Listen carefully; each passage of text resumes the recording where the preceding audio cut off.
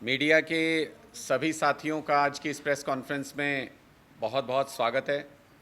मेरे साथ मेरे सहयोगी रणजीत उत्पल जी जो जिला अध्यक्ष भी हैं पंचकुला के, और प्रवीण फोर्ट जी जो हमारे सहयोगी हैं, वो मेरे साथ आज इस प्रेस कॉन्फ्रेंस में मौजूद हैं। जैसा आपको पता है कि आजकल पूरे प्रदेश में पुलिस का या सरकार का राज नहीं चल रहा है, बल्कि हरियाणा में जंगल राज स्थापित हो गया है, जिसमें कानून के दायरे से बाहर निकल करके पूरे हरियाणा के अंदर इस तरह की घटनाएं हो रही हैं जो हरियाणा की सरकार को शर्मसार करने के लिए काफ़ी हैं। हरियाणा फिरौतीबाजों का सेफ हेवन बन गया है। जगह जगह पर फायरिंग की घटनाएं हो रही हैं। ऐसा लगता है मानो फिल्म की शूटिंग चल रही हो। इस तरीके के वीडियोस पिछले कई दिनों में हमने देखे, और ऐसी घटनाएं हुई जिसमें ओपन फायरिंग करके व्यापारियों के मन में भय पैदा करने की कोशिश की जा रही है और उसके बाद उनसे फिरौती मांगी जाती है। हिसार में सारे व्यापारियों ने बाज़ार भी बंद किया क्योंकि फिरौती मांगी गई थी वहाँ पर 3 व्यापारियों से, और लगभग शहर के सभी व्यापारी इस बात को लेकर डरे हुए थे कि जब इस तरह से खुलेआम फायरिंग हो सकती है और फिरौती मांगी जा सकती है तो इसका मतलब पुलिस का इकबाल बुलंद नहीं है और इसका मतलब अपराधियों से खतरा है। उसके खिलाफ सारे व्यापारियों ने बंद भी किया, लेकिन ये फिरौतीबाज गैंग कौन है, इनके गिरेबान तक अभी भी पुलिस के हाथ नहीं पहुंच पाए। अभी तक भी पूरे प्रदेश के अंदर जो बार बार घटनाएं हुई वो क्या किसी एक गिरोह से जुड़ी हुई हैं, क्या उसको किसी की शय प्राप्त है, इसकी इन्वेस्टिगेशन करके पुलिस बात को सामने नहीं रख पाई है। सबसे बड़ी वजह इसकी जो नज़र आती है, जो कानून व्यवस्था की बुरी हालत हरियाणा प्रदेश के अंदर है, उसकी सबसे बड़ी वजह जो पुलिस फोर्स की कमी है हरियाणा के अंदर, वो स्पष्ट तौर पर नज़र आती है। आज के दिन में 70,000 से ज़्यादा स्वीकृत पद हैं हरियाणा पुलिस के अंदर।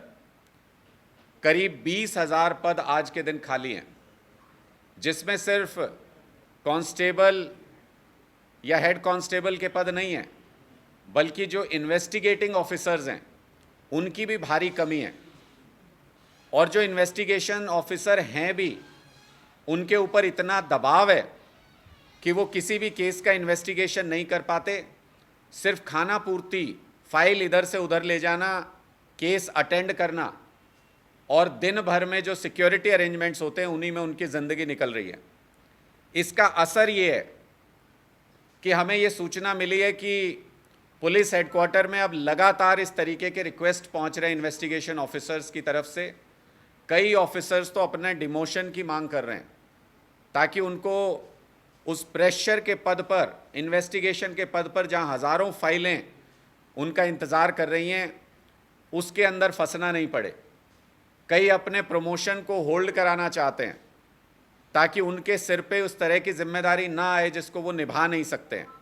मैं करनाल की स्थिति अगर आपको बताऊं तो कांस्टेबल के 1072 पदों में से 592 पद खाली हैं आज के दिन। वहाँ असिस्टेंट एसआई का पद, सहायक सब इंस्पेक्टर, 178 पद स्वीकृत हैं, उसमें से 68 पद खाली हैं। और एसआई के 92 पद स्वीकृत हैं, जिनमें से 63 पद खाली हैं। ये सीएम सिटी की बात हम कर रहे हैं। बाकी हरियाणा के क्या हालात होंगे इसका अंदाज़ा आप आसानी से लगा सकते हैं। इसमें एक पॉलिटिकल पहलू भी ये नज़र आता है। हमें ये समझ में आता है कि नायब सिंह जी जब से हरियाणा के मुख्यमंत्री बने हैं, वो सारी स्थिति को कंट्रोल कर पाने में नाकाम है। ना तो वो पुलिस कानून व्यवस्था संभाल पा रहे और ना ही पॉलिटिकली अपनी गवर्नमेंट को स्टेबल रख पा रहे हैं। उनके अपने साथी भी कई जगहों पर नाराज़ होते हैं। जो अफसर जगह जगह पर जनसंवाद कर रहे हैं, उनसे उनके स्थानीय नेता नाराज़ हैं कि इनके बस का कुछ नहीं है, कोई काम यहाँ पे हो नहीं रहा है, कोई समाधान नहीं हो रहा है। कहीं ना कहीं नायब सिंह जी के मन में ये इनसिक्योरिटी है। अनिल विज जी तो गृह मंत्री के पद से हट के घर पे खाली बैठे हैं। और नायब सिंह जी उनके तजुर्बे का इस्तेमाल भी नहीं करना चाहते। उनके मन में कहीं ना कहीं ये इनसिक्योरिटी है कि अनिल विज जी का जो अनुभव है, जो सीनियरिटी है, अगर गृह मंत्रालय जैसा इम्पॉर्टेंट विभाग उनके हाथ में दे दिया जाए तो कहीं वो पूरी सरकार ही नायब सिंह जी के पैरों के नीचे से ना खींच लें। तो इस वक्त भारतीय जनता पार्टी हरियाणा के अंदर हार के डर से घबराई हुई, एक इनसिक्योर लीडरशिप के अंडर चल रही एक ऐसी सरकार है जिसका ना कानून व्यवस्था के ऊपर काबू है, जो ना लोगों की समस्याओं का समाधान कर पा रहे हैं। सिर्फ चुनाव नज़दीक देख के तरह तरह की जॉब्स के अनाउंसमेंट, तरह तरह के लुभावने वादे जिनको ये सरकार कभी भी किसी हालत में पूरा नहीं कर सकती, ऐसे जुमले फेंकने में लगे हुए हैं। और भारतीय जनता पार्टी को लगता है कि इस तरह के जुमलों से हरियाणा के लोग बहकावे में आ जाएंगे। तो मुझे लगता है भारतीय जनता पार्टी के सीनियर लीडरशिप को भी आंख खोल के देखना चाहिए कि पूरे हरियाणा के अंदर आज जंगल राज स्थापित हो गया है। हरियाणा में हर जगह पर अपराधियों का बोलबाला है, हर जगह पर फायरिंग की जा रही है, फिरौती मांगी जा रही है, और ऐसा नज़र आता है जैसे इस प्रदेश का कोई मुखिया आज के दिन में है ही नहीं, जैसे इस प्रदेश में पूरे तंत्र को काबू करने की जिम्मेदारी किसी व्यक्ति की है ही नहीं। इसलिए हम स्पष्ट तौर पर ये मांग करना चाहते हैं भारतीय जनता पार्टी की सरकार से कि अगर वो हरियाणा प्रदेश में कानून व्यवस्था को नहीं संभाल सकते तो नायब सिंह जी को गद्दी पर बने रहने का भी कोई अधिकार नहीं है। इससे तो अच्छा ये है कि आप जल्दी चुनाव करा लीजिए और कोई ऐसी सरकार हरियाणा प्रदेश के अंदर बने जो कानून व्यवस्था को सुचारू तरीके से चला सके, जो हरियाणा के लोगों की उम्मीदों को पूरा कर सके और उनको एक सुरक्षित माहौल, एक एनवायरनमेंट ऐसा दे सके जिसमें वो अपने कामकाज और व्यापार सही तरीके से कर सकें। आपके कोई प्रश्न है तो आप पूछ सकते हैं।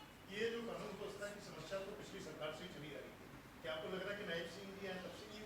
देखिए, मुझे लगता है कि पहले जो हालत बिगड़ी हुई थी अब वो तबाही के कगार पर पहुंच गई है। पहले से ही भारतीय जनता पार्टी के प्रति लोगों में जिस तरीके का रोष था, उसकी वजह से कॉन्फिडेंस लूज कर रही थी भारतीय जनता पार्टी की सरकार।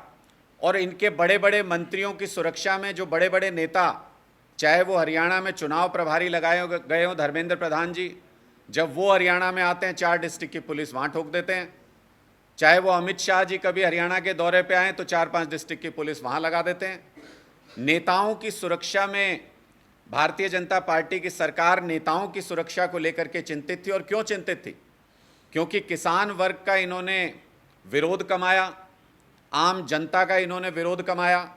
जहां इनके नेता मंत्री जाते हैं वहां लोग विरोध करने के लिए पहुंच जाते हैं, और इन्होंने भी उस विरोध को दबाने के लिए पूरी पुलिस फोर्स का इंतज़ाम किया, कभी भी लोगों की समस्या सुलझाने के लिए उसका इस्तेमाल नहीं किया।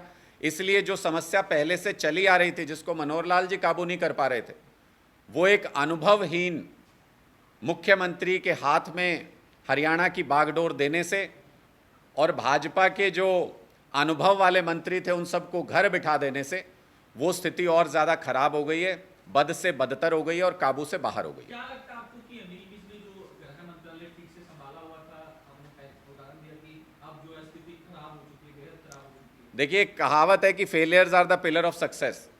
कम से कम अगर वो मंत्रालय में रहते या कि कोई उनके ऊपर मुख्यमंत्री जी विश्वास जताते तो वो ये तो बता देते कि ये नहीं करना है, इसकी वजह से हमारी हालत ख़राब हो रखी थी पुलिस डिपार्टमेंट की।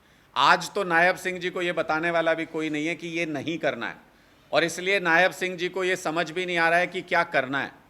कानून व्यवस्था की ये स्थिति हो जाए चुनाव से ठीक पहले के समय में, तो मुझे लगता है कि पार्टी की जो नेशनल लीडरशिप है उसको भी ये चिंता सता रही होगी कि कहीं नायब सिंह जी को मुख्यमंत्री बना के हमने हरियाणा के अंदर गलती तो नहीं कर दी है।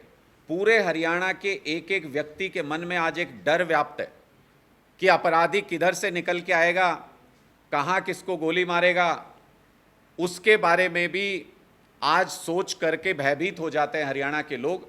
ऐसे माहौल में जब भारतीय जनता पार्टी चुनाव में जाएगी तो उनकी क्या हालत होगी ये खुद समझ सकते हैं। मैं तो फिर कह रहा हूँ कि भारतीय जनता पार्टी को ये लगा था कि चेहरा बदल के शायद उनकी स्थिति सुधर जाए। अभी भी आपके पास मौका है, चुनाव जल्दी नहीं करा रहे हो तो महीना 1.5 महीना तो है ही आपके पास, तो एक और चेहरा बदल के देखना चाहें तो बदल सकते हैं। लेकिन ना हरियाणा की चेहरा बदलने से ना हरियाणा की सूरत बदली, ना हरियाणा की बदहाली ठीक हुई, बल्कि जो कानून व्यवस्था की स्थिति है वो बद से बदतर होती चली गई।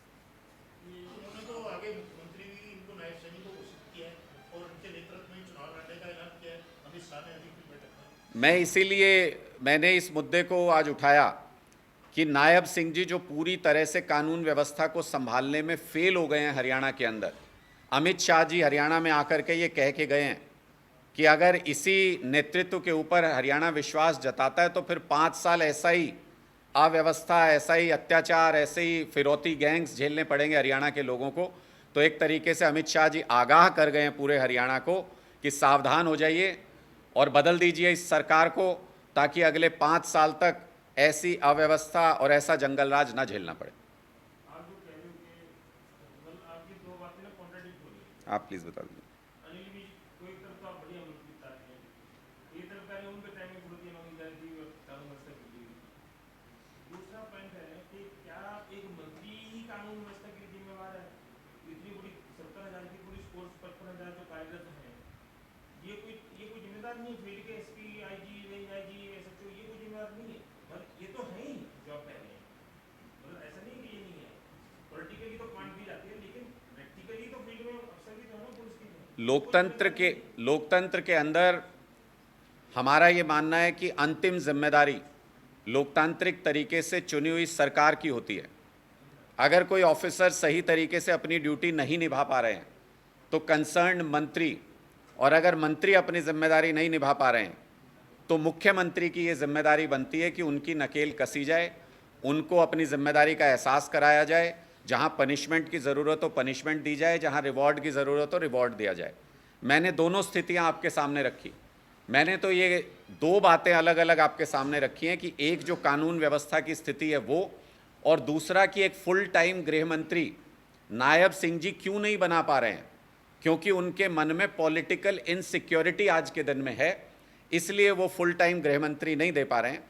अनिल विज जी का तो जिक्र मैंने इसलिए किया क्योंकि वो पॉलिटिकल इनसिक्योरिटी अनिल विज जी की वजह से है, क्योंकि पार्टी के अंदर जो उनकी पकड़ और जो उनका अनुभव है, नायब सिंह जी कहीं ना कहीं उससे इनसिक्योर हैं कि अगर गृह मंत्रालय किसी को देते हैं तो सबसे पहले कैंडिडेट तो अनिल विज जी हैं, क्योंकि उनका अनुभव है इतना, और उनको दे नहीं सकते क्योंकि उनको दे देंगे तो पूरी सरकार ही नहीं नीचे से खिसका लें, पूरी सरकार के ऊपर कंट्रोल ना कर लें। ये पॉलिटिकल इनसिक्योरिटी आज के दिन में नायब सिंह जी के मन में है।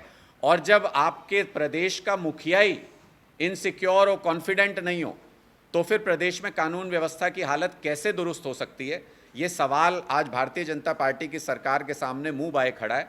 जितने सीनियर पुलिस के ऑफिसर्स हैं, जितने भी इन्वेस्टिगेटिंग ऑफिसर्स हैं, वो तो सारे ऑलरेडी प्रेशर में हैं। उनके पास तो आप देखिए आधी पोस्ट खाली हैं हर जगह पर, वो तो अपने ही केस नहीं निपटा पाते। फिर उसके ऊपर आप प्रेशर डाल देते हो कि आपके मंत्री आएंगे तो सारी फोर्स वहाँ लगेगी, मुख्यमंत्री जी का कहीं जनसंवाद होगा तो सारी फोर्स वहाँ लगेगी। जहाँ पे सारे ऑफिसर्स को ये कहा गया है कि अपने अपने डिस्ट्रिक्ट में सुनवाई कीजिए, जनता की समस्याएं सुनिए, और जनता उधर से चिल्ला रही है कि इन्हीं अफसरों से तो परेशान थे, इन्हीं से हमारी समस्याएं सुनवा रहे हो। तो एक तरीके से पूरी सरकार में आज के दिन अफरा तफरी का माहौल है। फिरौती पूरे प्रदेश के अंदर एक ऑर्गेनाइज्ड क्राइम का रूप लेता जा रहा है, क्योंकि एक के बाद एक जिस तरह से अलग अलग शहरों में घटनाएं हुई, उसका मतलब ये है कि बिना पॉलिटिकल शय और बिना पुलिस के सीनियर ऑफिसर्स की सरपरस्ती के ऐसा मुमकिन नहीं है कि पूरे प्रदेश के अंदर एक के बाद एक सीरियल वाइज ऐसी घटनाएं होती चली जाएं। इसका मतलब एक स्ट्रेटेजिक तरीके से पूरे प्रदेश में भय व्याप्त करने की कोशिश की जा रही है, ताकि किसी को भी फिर एक कॉल जाए फिरौती के लिए और वो फिरौती से इनकार ना कर पाए। इतना डर हरियाणा के अंदर पैदा करने की कोशिश हो रही है और ये सुनियोजित नजर आती है। आपका संगठन बहुत नीचे तक चला गया है। बीजेपी के एक नेता आदित्य चौटाला कह रहे हैं कि चौकियां दुकानें बन गई हैं, डीएसपी जी बन गया है। आपके कुछ वर्कर्स जो हैं, पदाधिकारी भी बताते हैं कुछ ऐसा है, या आदित्य चौटाला वैसी बोल रहे हैं? मैंने अपने वक्तव्य में भी उसका जिक्र किया। भारतीय जनता पार्टी के ही आदित्य चौटाला जी ने, आदित्य देवीलाल जी ने जिस तरीके से वो एक जनसंवाद ही अटेंड कर रहे थे, जो इन्होंने कहा है कि इसमें समाधान शिविर जो लगाए गए हैं, और हाँ वही समाधान शिविर उनको बोल रहे हैं, जिला शिकायत जी, वो मंत्री जो सुनने के लिए जाते हैं उनके समाधान शिविर को अटेंड करके ही शायद वो बाहर निकले थे, उसका जो भी आप नाम ले लीजिए, वो समस्याएं सुनने के लिए था। और उन्होंने ये बताया कि जिनके खिलाफ शिकायतें हैं वही वहाँ बैठकर उन शिकायतों का निवारण कर रहे हैं, जिसका एक उदाहरण हमारे पास भी हमारे वर्कर्स भेजते रहते हैं। सिरसा से मेरे पास 5 ऐसी कंप्लेंट्स अलग अलग आई, जो जब मुख्यमंत्री मनोहर लाल जी थे, जब उन्होंने जनसंवाद पूरे प्रदेश में शुरू किया था, 1 साल का समय हो गया उसको, उन्होंने जो शिकायतें सुनी थी, जो उनके रजिस्टर में लिखी गई थी, उन शिकायतों का निवारण आज तक नहीं हो पाया है। तो इसकी वजह से लोगों का विश्वास पूरी व्यवस्था से, पूरी सरकार से उठता जा रहा है। मौजूदा समय में भी जो समाधान शिविर लगाए जा रहे हैं, जो अलग अलग मंत्री भी अटेंड कर रहे हैं, ऑफिसर्स कर रहे हैं अलग अलग जगहों पर, उनमें समस्याओं का समाधान नहीं किया जा रहा है। तरीका क्या है, मॉडस ऑपरेंडी क्या है? अगर कोई मंत्री या मुख्यमंत्री कहीं पर समस्या सुनने जाते हैं तो पहले जो आए हुए लोग हैं उनको कहा जाता है कि आप रजिस्टर में एंट्री कर दीजिए, और जैसे ही वो रजिस्टर में एंट्री करता है कि ये समस्या है, इसका ये सवाल पूछना है, मुझे इस बारे में पूछना है, तो उसके इर्द गिर्द 4 सिक्योरिटी के लोग सिविल ड्रेस में बैठ जाते हैं, 2 उसके हाथ दबा लेते हैं, 2 पैर दबा लेते हैं कि भाई ये तो उठ नहीं पाएगा। ऐसा एक प्रकरण हमारे संज्ञान में आया। हमारे एक कार्यकर्ता को ऐसे ही एक महिला कोई शिकायत लेकर के गई थी और उन्होंने कहा कि आप जाइए, ये शिविर लग रहा है। हमारे कार्यकर्ता ने उनको कहा कि जब सरकार का शिविर लग रहा है तो आपको अपनी समस्या बोलनी चाहिए। वो बोलने के लिए वहाँ पर गए, उन्होंने ऐसे ही एंट्री की। वो फ़ोन करते रहे कार्यकर्ता उनको कि भाई आप पूछ क्यों नहीं रहे, अपना सवाल आपको पूछना है। जब पूरा शिविर ख़त्म हो गया तब उन्होंने बताया कि पूछते कैसे, रजिस्टर में एंट्री करने के बाद मेरे इर्द गिर्द 2-3 महिला कांस्टेबल सिविल ड्रेस में आकर के बैठ गई और उन्होंने उठने ही नहीं दिया पूरे के पूरे समय में कि आप बैठे रहिए, आप बैठे रहिए। इस तरीके से मैनिपुलेट करके समाधान शिविर नहीं किए जाते हैं। जनता के बीच में जाना पड़ेगा, जनता की समस्याओं को सुनना पड़ेगा, जनता के डर को समझना पड़ेगा, तभी समस्याओं का समाधान हो सकता है। आज के दिन में भारतीय जनता पार्टी की इनसिक्योर लीडरशिप और डरी हुई लीडरशिप लोगों के बीच में जाने से घबरा रही है और अपने ऑफिसेज में बैठ करके जुमले बोल रही है, जिसको पूरा नहीं किया जा सकता। अब ये पॉलिटिकली तय हो गया कि संगठन किसी अन्य पार्टी के साथ कोई गठबंधन विधानसभा में नहीं करेगा। देखिए, आम आदमी पार्टी लीडरशिप का क्लियर तौर पर हमें ये इंस्ट्रक्शन है कि 90 के 90 विधानसभा क्षेत्रों में हम अपने दम पर एक एक बूथ को तैयार करने जा रहे हैं और अपने दम पर हरियाणा के अंदर सरकार बनाने का प्रयास 2024 के अंदर आम आदमी पार्टी करने जा रही है।